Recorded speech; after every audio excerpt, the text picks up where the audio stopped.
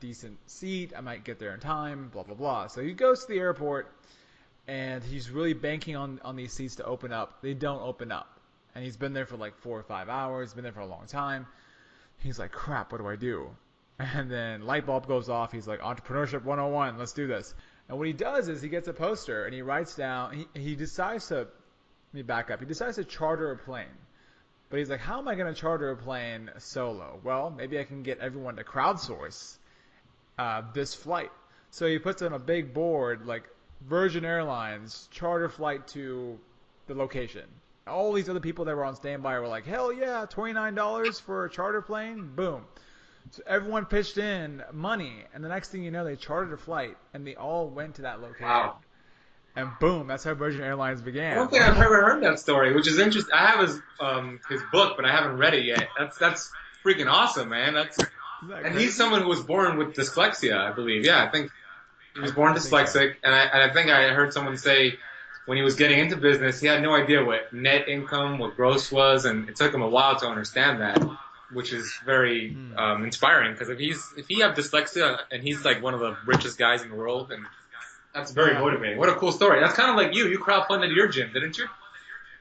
I did crowdfund it, but it was like, I mean, it felt risky and dangerous to me how I perceived it. But I'm looking at someone like Richard Branson in that situation. It was like almost do or die for him. He really wanted this girl, and so he did everything it took to get this girl. That was his incentive. So I imagine if people were able to direct that kind of conviction towards whatever they're really passionate about. Like, I mean, for example, what your story was kind of reminiscent of Branson in a way. You just like took a big leap. It's like, who would really do that? Like, just be like, hey, come into my house. We'll start training, $15. They're like, all right, let's do it. And then from there, kind of evolved to the next thing, and then the next thing you know, like, it just moved you along this path, and then now you have your own space. Live free CrossFit. Boom. I mean, yeah, you have your partners, but it's still like partly yours. Yeah. I walk in there and I'm like, man, just a few years ago, I was in my sister's room. Yeah. With just a bench set, some free weights, and some bands, and now look, I have a 6,500 square foot facility, 2 floors and a parking lot. And yeah. 6,500. Wow. 2 floors, parking lot for 30 cars in the back. Yeah. It's holy moly. So how many people do you have there once for a class? How many people do we have in a typical class? Probably around 16 people on average. If it's like one of our busier classes, 23 people in a class probably. And is it like 2 coaches per class or a coach per class? Well, the thing with our CrossFit, we like to have more coaches than a regular person might need. And what I mean by that is, if you go to most CrossFit gyms, you might see one coach for 10, 15, even 20 people. And we don't like that idea. We kind of like to have a 5-to-1 ratio of members to coaches. So if we have 15 people on the floor, we want to have 3 coaches out there. So it's kind of like personal training in a group setting if you think about it. If we have just one coach on the floor for 15 people, you're not going to be able to give them the attention they need. If a member has a question, but they see you talking to somebody else, they're not going to ask that question. They're not going to improve, and it's just not going to be. They're not going to grow. You're not going to have a healthy environment of growth, and that goes for the coaches and that goes for our members. So even though we pay extra to have our coaches on the floor, to us, that extra money we're paying our coaches on there, it's worth it because our members get more results, and it's more of a fun experience when you have knowledgeable people on the floor with you. That's really refreshing to hear because you do hear a lot of negativity about CrossFit. You hear people just dogging it the whole time. They're saying things like, yeah, it's too dangerous and it's making people sick.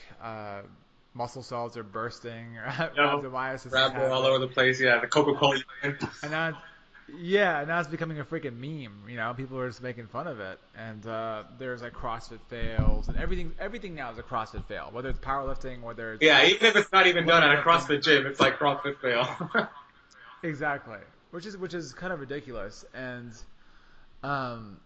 it's really refreshing to hear that you're doing it differently. Like you're bringing a very different style to it, where people are getting attention, where cues are prioritized, where form is important, where the person is important rather than just a big box pumping out like people left and right, you know? like a money making Yeah. machine.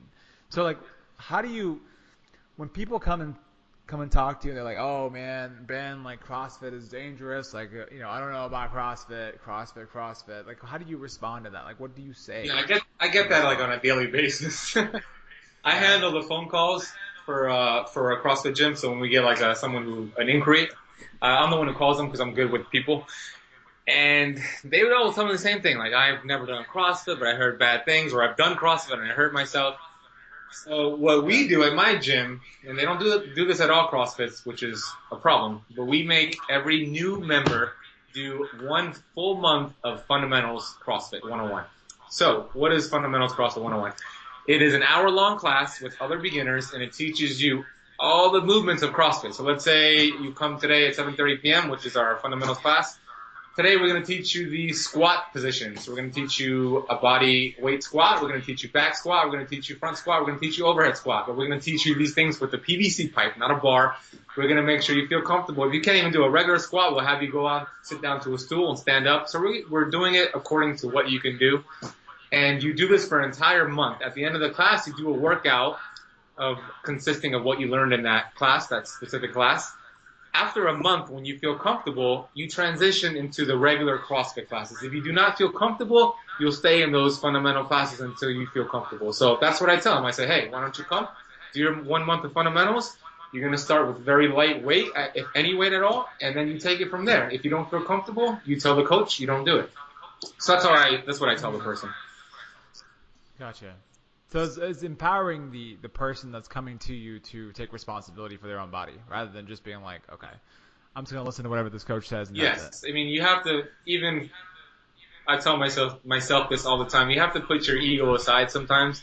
I personally hurt my shoulder, not severe, but my shoulder and my back when I felt something wrong during a workout, and I see other people still going, and I see my friend there trying to compete with me, and I'm like, oh, I gotta beat him. When I start thinking that way, that's when I hurt myself. I'm done with the workout, and my adrenaline was so high that I didn't feel that I was hurt as bad as I thought I was. I'm finished with the workout, and now I can't even lift my arm up with full extension, and I'm out for like a week. So I'm noticing not to follow that path anymore. If I notice something bothering me, I'm going to stop. And that's what I would tell somebody. If you notice something weird, if you feel some sort of pain in your shoulder and your back, if you feel a tweak, hey, put the bar down, just stop for that day. You can do something else. Go on the foam roller, let's do some mobility work. Put your ego aside. It's not worth getting hurt and getting out for a month. Just sit out that workout and we'll take it from there. So Yeah. yeah, it's about putting the ego aside. I guess that's the popular complaint too, that while CrossFit is a competitive thing, and to an extent it is healthy. Sometimes people, even though they're told to honor their own body, sometimes they look at other people and they're just, holy crap, I want to push like that person. Like John is pushing all that weight, why aren't I pushing that much weight? And so they amp up their intensity instead of honoring where they really are with their body, and then they hurt themselves. And so I'm wondering, like, is that something you talk to all your clients about in the beginning? Like, yes, this is competitive in a way, but you're competing against yourself. Do you Yeah. talk about that kind of stuff to Yeah, them? definitely. Well, I like to tell my clients that you don't want to compare yourself to anyone, first of all. I mean, that's going to lead to unhappiness when you're just like, look at that guy or look at that girl. She has six-pack abs and she's successful. She seems successful on the surface and she's happy. Seems like she's happy. But, you don't know her circumstances. You're going to have different circumstances. So once you start comparing yourself to somebody else, to other people, you're never going to be happy. You're going to be unsatisfied. You're going to be Yeah. chasing this pipe dream. It's good Yeah. to have people to look at to motivate you and be like, man, she has a nice body. I want to have a body similar to that, so I want to work hard and let that motivate you.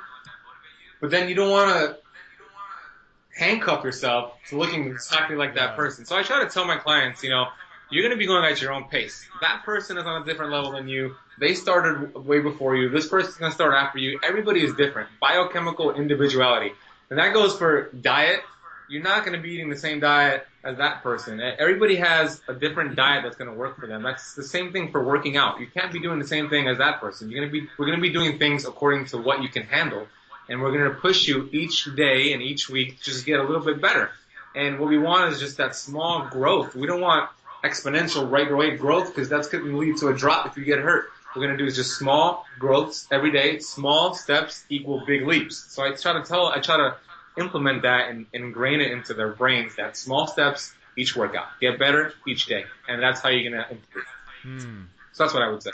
That's that's powerful because I think as a society we're inundated with what media thinks is like the perfect body, and I think or the perfect image of health rather, and I think the perfect image of health is typically associated with six pack abs, a skinny waist, a firm butt for women, and yeah, and just perfect skin. Everything is just perfection. Even the fact that they probably Photoshop a lot of their Yeah. pictures, it's irrelevant because that's whatever we are exposed to as a society. That's like we see it every day. It's in movies. It's in every Yeah, we're show. It's brainwashed. in we're brainwashed, Yeah. right?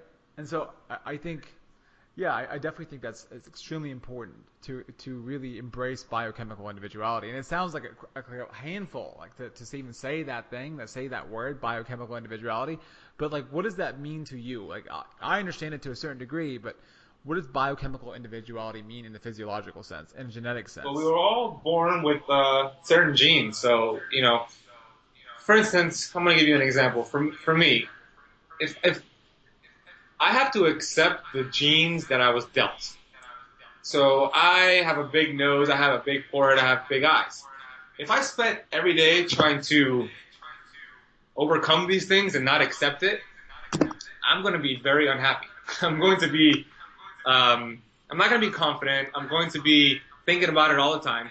Once you accept your biochemical individuality, once I accept that this is a part of me, these are the genes that I have been dealt, I could use all that energy on something else that's more productive in my life. So, I have clients all different ages, all different shapes and sizes. I have a 74-year-old client that I train twice a week, and he motivates me because he's 74 years old and he never cancels on me. He's always training. He's so consistent, and he understands what he can do, what he could do, and what he can't do. And I try to share that with my other clients who want, in their head, they want to accomplish so much, but physically they can't. And I have to tell them to slow down. That goes with life. You want to go to bed each night a little bit stronger, a little bit wiser, a little bit healthier. Just small steps, man. That's all it takes to be successful. And I want to give you an example of contrast bias. Let's say there's a man who makes $1 million a year, and there's another man, same circumstances, same job. He makes $70,000 a year. That first man who makes $1 million, the following year he makes $500,000 that next year. So he makes half a million. So he makes half a million less than what he was making. The second man makes $100,000 the next year. So he makes $30,000 more. Which person is happier? Is it the guy making $500,000 or the guy making $100,000? Let's just say, hypothetically, their situation is exactly the same, family, friends, job, but one went from 70,000 to 100,000, one went from 1 million to 500,000. Which one would you say is happier? Probably 70 to Probably 100. 70 to 100, right? He's slowly going up in value. The other guy, even though he's making $500,000, he went from 1 million to 500,000. So I mean that's Yeah. contrast bias. I'm just trying to point out, make a point that you want to slowly get better. Even with money, you want to slowly make a little bit more money. Make sure your bank account is increased every week or so. So yeah, that's what I would say on that. That's cool.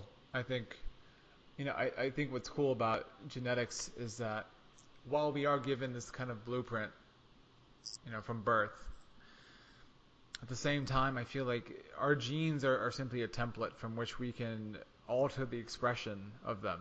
And I mean, not all genes, but to a certain degree, like we don't know really what our potential is genetically. Like I don't know. I barely probably tapped into it. I mean, there's a small percentage of it. I'm sure, like again, like you or anyone else have tapped into their potential to a certain degree.